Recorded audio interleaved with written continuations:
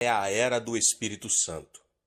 Jesus disse a seus discípulos que era necessário que ele fosse embora para que o Espírito viesse sobre a igreja. E no dia de Pentecostes, o Espírito desceu sobre os 120 crentes fiéis que estavam aguardando sua presença em Jerusalém e os encheu de poder. Isso foi o cumprimento da profecia de João Batista. Por ocasião do batismo de Jesus, o Espírito Santo foi simbolizado por uma pomba.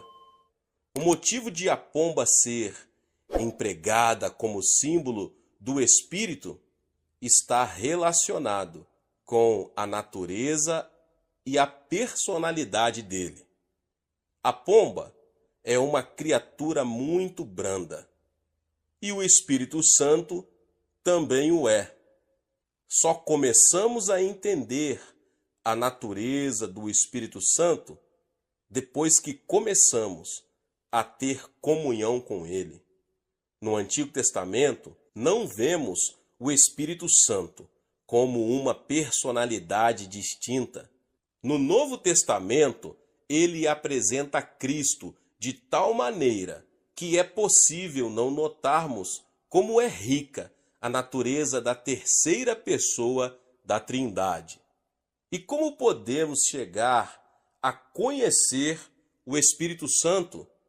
Só nos tornamos conscientes da sua natureza quando nos entregamos de fato à oração. De todos os evangelhos, o que contém mais referência ao Espírito Santo é o de João. No capítulo 14, ele é identificado como o Espírito da Verdade e como o Consolador. É o Espírito da Verdade porque nos revela a profundidade e o significado da palavra.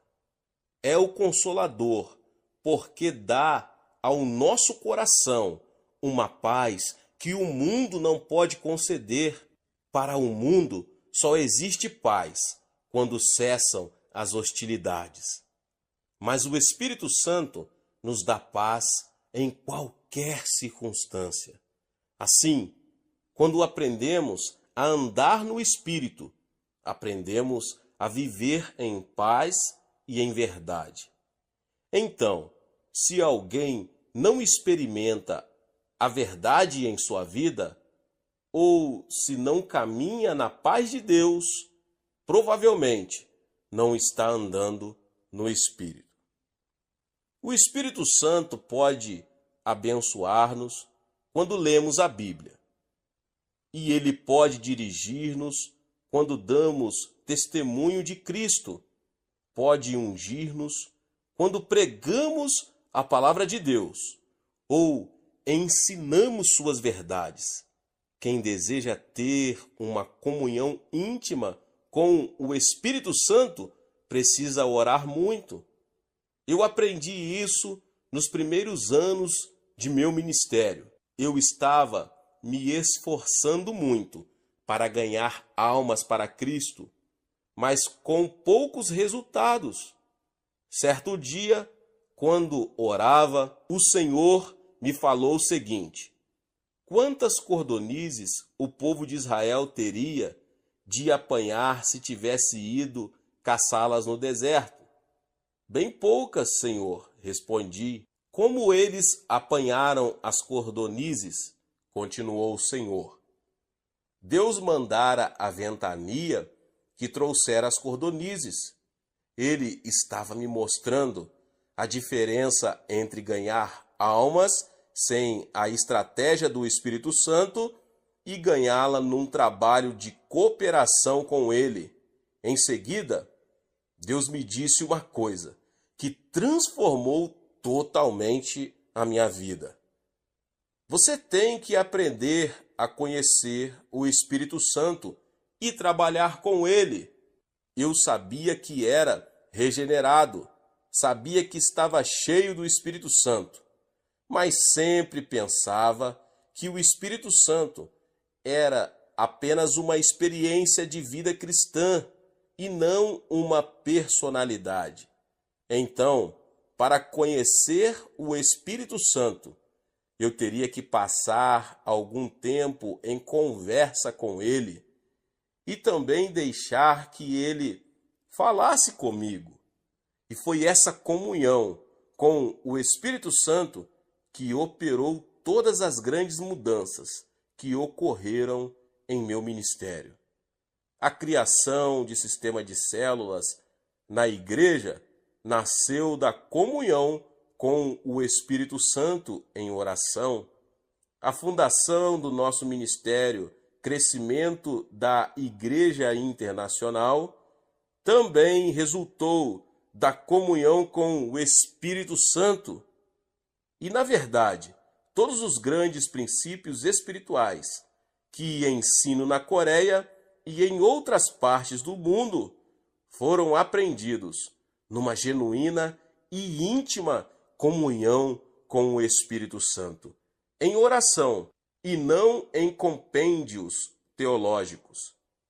E essa comunhão com o Espírito Santo tem sido vital em minha vida pessoal. Eu não poderia mais viver sem essa doce comunhão com a presença dele, com a qual já me acho tão familiarizado. Pela manhã, sinto um revigoramento que me vem dele e inunda meu coração.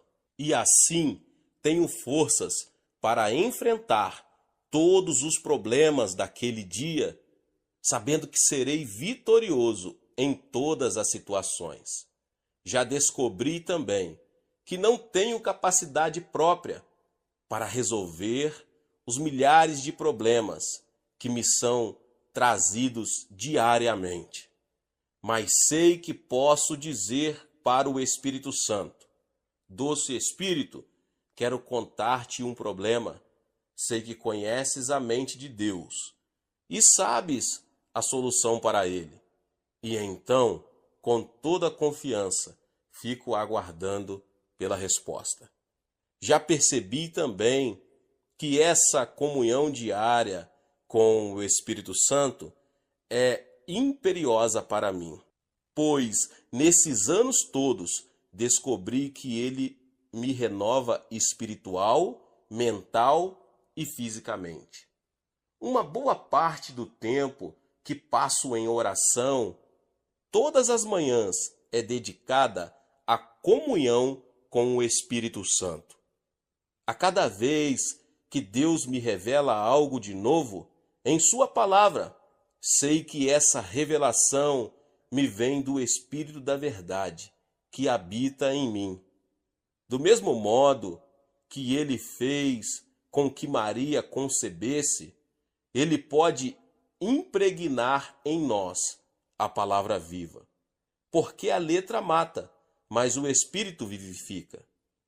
É por isso que milhares e milhares de pessoas fazem fila na porta de nossa igreja, aos domingos, na hora de cada um de nossos 7 cultos. É por isso que nosso culto televisionado na Coreia é um dos programas de maior índice de audiência em nosso país. As pessoas não querem simplesmente que se lhes ensine a palavra, mas anseiam pela verdade, que é ungida pelo Espírito Santo. Paulo vivenciou esse tipo de ensino. Ele testificou o seguinte à igreja de Corinto: Ora, nós não temos recebido o Espírito do mundo, e sim o Espírito que vem de Deus, para que conheçamos o que por Deus nos foi dado gratuitamente. Disto também falamos, não em palavras ensinadas pela sabedoria humana, mas ensinadas pelo Espírito, conferindo coisas espirituais com espirituais. 1 Coríntios 2, 12 e 13. E o Espírito Santo não apenas nos unge ao ministrarmos a palavra de Deus com poder e autoridade, mas também nos protege dos ataques de Satanás. O fato de eu ser pastor da maior igreja do mundo não me livra do ataque de outras pessoas.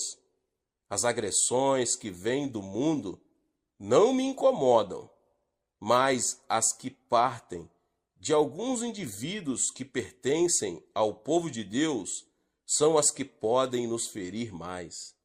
Então, a comunhão diária com o Espírito Santo pode proteger-nos, se não dos ataques, das consequências deles. Vemos este princípio demonstrado claramente na vida de Estevão, o primeiro mártir da igreja.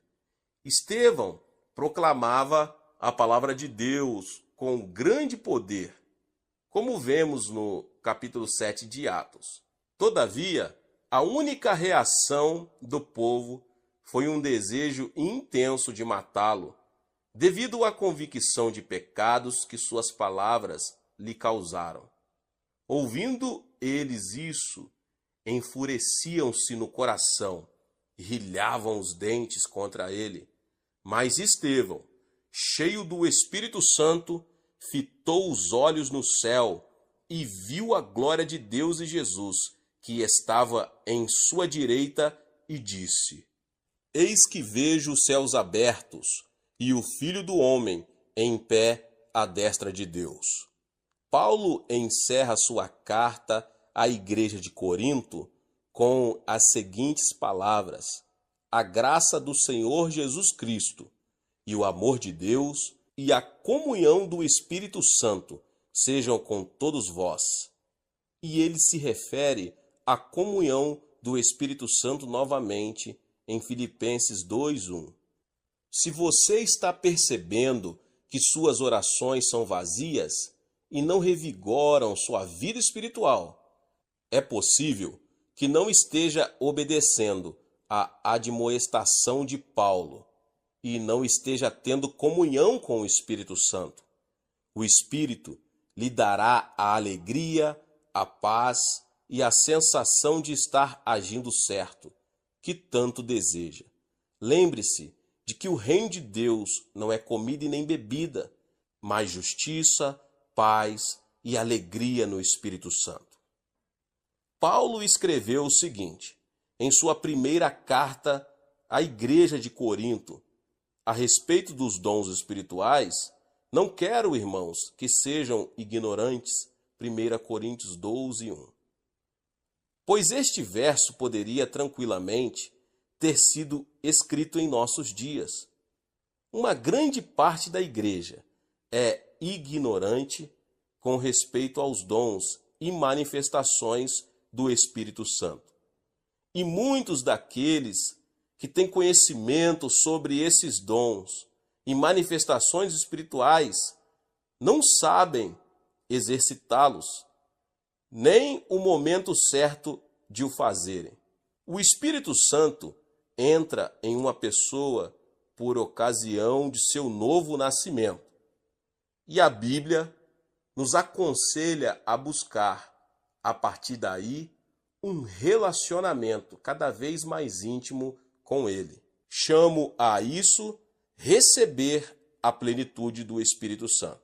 Chegamos a essa plenitude por meio da oração, e é pela oração também que aprendemos a exercitar nossos dons espirituais. Paulo menciona os dons de ministério em diversas referências bíblicas.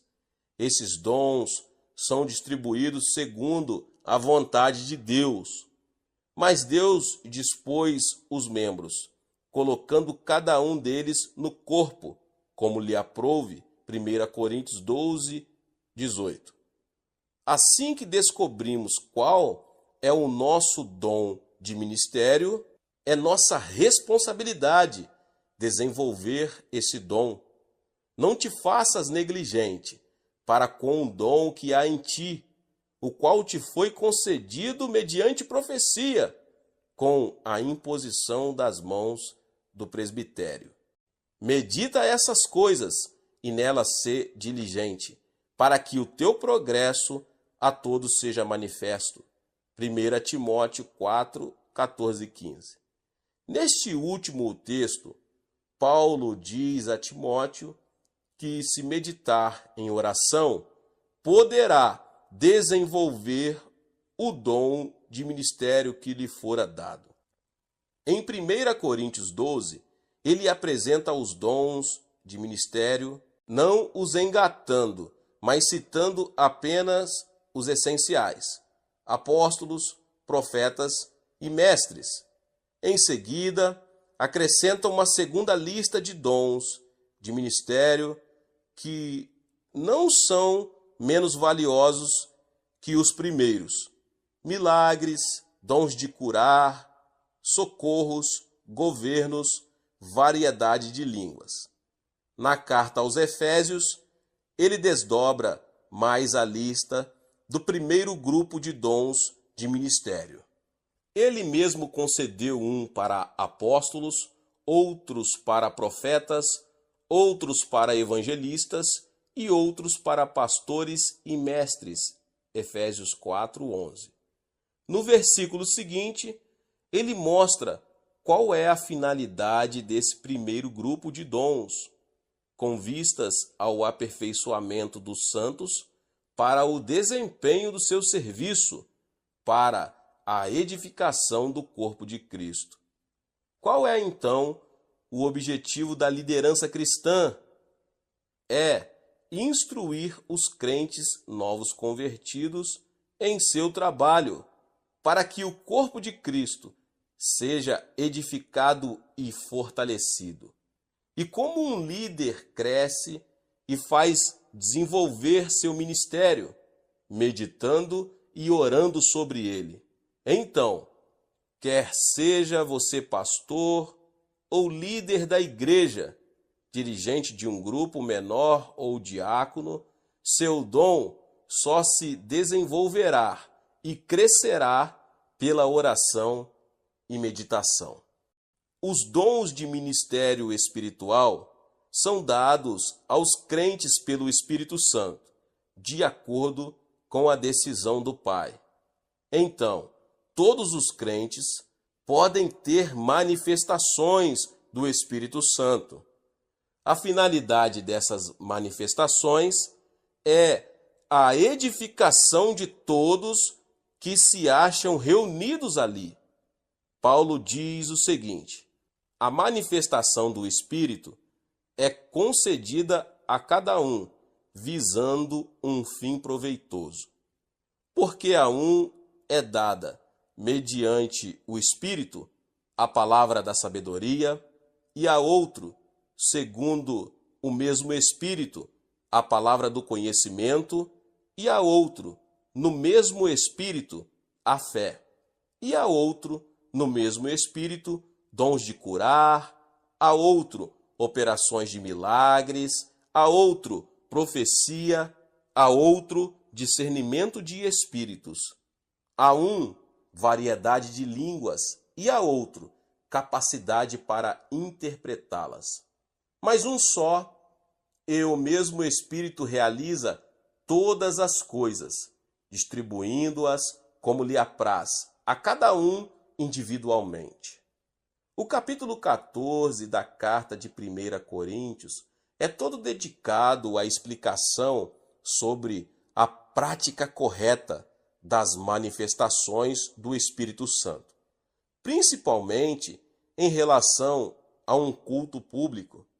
O objetivo principal da manifestação é a edificação de todo o grupo, e não o seu uso para exibição de espiritualidade e a posse dos dons espirituais por parte de um indivíduo.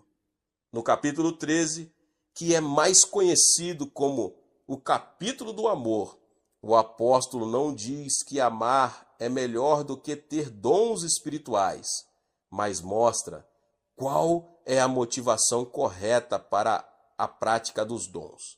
Entretanto, procurai com zelo os melhores dons. E eu passo a mostrar-vos ainda um caminho sobremodo excelente. 1 Coríntios 12, 31. Observamos que Paulo não está dizendo aí, vou mostrar-lhes uma coisa mais excelente. Não. No capítulo 13, ele está preocupado com o caminho sobremodo excelente. Como Deus é um Deus de ordem, tudo o que se faz numa igreja deve ser feito também em ordem, porque Deus não é Deus de confusão, e sim de paz. Ao ensinarmos aos crentes da Coreia a prática da oração para que a igreja seja edificada sobre uma base bíblica sólida, não ignoramos os dons espirituais apresentados em 1 Coríntios. O meio de se cultivar os dons e manifestações espirituais é dedicar-se à oração. Pela oração, os diversos dons de ministério são operados conjuntamente, em vez de competirem entre si. Pela oração, aprendemos a ter motivação do amor, o qual mantém todos os dons e manifestações espirituais em sua dimensão correta. A oração é a chave da vitória. A Bíblia não consiste apenas em letras impressas em tinta preta sobre um papel branco. É mais que isso. As palavras impressas nela não são meras palavras, são a palavra de Deus. Deus é Espírito, e importa que os seus adoradores o adorem em espírito e em verdade. João 4:24. Jesus disse o seguinte: o Espírito é o que vivifica, a carne para nada aproveita. As palavras que eu vos tenho dito são Espírito e são vida. João 6:63. Portanto, o Espírito Santo pode criar em nós uma sensibilidade espiritual, de forma que sejamos capazes de entender a palavra de Deus numa nova dimensão, numa dimensão muito maior. Paulo salienta também este ponto.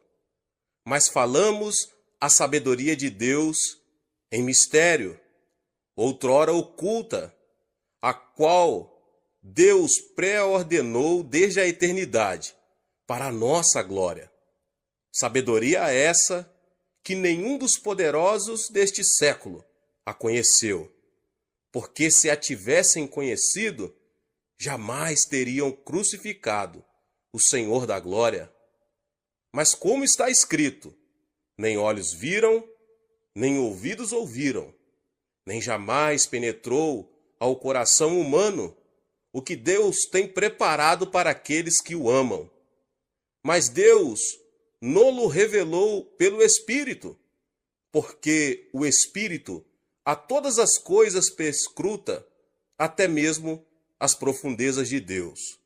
Paulo enfatiza também a importância de se procurar entender a palavra de Deus debaixo da unção do Espírito Santo que recebemos pela oração. Diz ele: ora, o homem natural não aceita as coisas do Espírito de Deus, porque lhes são loucura, e não pode entendê-las, porque elas se discernem espiritualmente. A razão por que o mundo não compreende a palavra de Deus, apesar de toda a sua sabedoria natural, é que a palavra de Deus se situa numa dimensão superior ao conhecimento e sabedoria naturais. Ela contém uma dimensão espiritual que não pode ser entendida sem a orientação do Espírito Santo de Deus. Meus irmãos e irmãs, sempre que pego a Bíblia, o mais precioso bem material que tenho, oro ao Espírito Santo. Ó Espírito Santo, abre meus olhos para que possa ver a verdade de Deus em tua santa palavra. E como é maravilhoso estudar a palavra de Deus depois de orar. A fé vem pelo ouvir, e o ouvir pela palavra de Deus, escreveu Paulo aos Romanos. Deus aumenta a nossa fé na medida em que cultivamos o ouvir, ou a sensibilidade espiritual. Adquirimos sensibilidade espiritual estudando a palavra de Deus em espírito de oração. Nossa dependência de Deus aumenta nossa sensibilidade espiritual. Já aprendi que quando confio inteiramente no Senhor, Ele me orienta e me dá compreensão espiritual. Muitas vezes, para isso, precisamos de uma grande ousadia espiritual. E, no entanto, depois de orar, quando dou um passo à frente, pela fé, adquiro mais sensibilidade espiritual. E tendo os sentidos espirituais aguçados, eu posso entender melhor o alimento sólido da palavra de Deus. Mas o alimento sólido é para os adultos, para aqueles que pela prática têm as suas faculdades exercitadas para discernir não somente o bem, mas também o mal. Hebreus 5,14. O escritor da carta aos Hebreus está simplesmente expondo quais são as qualificações necessárias a um crente, para que ele possa comer o alimento sólido das Escrituras. Aqueles que já adquiriram sensibilidade espiritual, usando o discernimento que já possuem, podem ingerir o alimento sólido. Mas os que ainda não desenvolveram sua sensibilidade espiritual podem ingerir apenas o leite da palavra de Deus. Certa noite, durante o culto devocional de nossa família, um de meus filhos disse uma coisa que revelou como é importante dependermos totalmente do Espírito Santo. Meu filho mais velho disse o seguinte a Grace, minha esposa: Mamãe, eu não vou ficar orando tanto tempo como o papai. Eu sou jovem e tenho confiança em mim. Não preciso orar tanto quanto ele ora, porque teria que pedir tudo a Deus. Muita coisa posso fazer eu mesmo, sozinho. Enquanto ouvia aquelas palavras, senti meu coração tomado por uma grande compaixão para com meu filho adolescente. Então respondi com muita sinceridade: disse, você e seus irmãos olhem para o papai e escutem com muita atenção. Todo mundo aqui na Coreia conhece seu pai, não é verdade? É, responderam eles. O pai de vocês hoje é o pastor da maior igreja do mundo, não é? É sim, disseram eles. Então olhem para mim.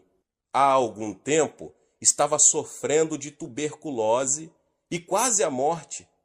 Não havia nenhum médico que conseguisse curar-me. Além disso, o pai de vocês era muito pobre e não tinha meios de ir para um hospital para se tratar. Parei de estudar após o primeiro ano do colegial. Não possuo uma elevada posição social, não tenho antepassados famosos e, como pessoa, não tenho nada de que me gabar. Não tenho nada de natural para que vocês possam se gabar de seu pai. Ele não tem dinheiro, nem posição, nem instrução superior. E, no entanto, eu tenho sempre confiado inteiramente no Senhor.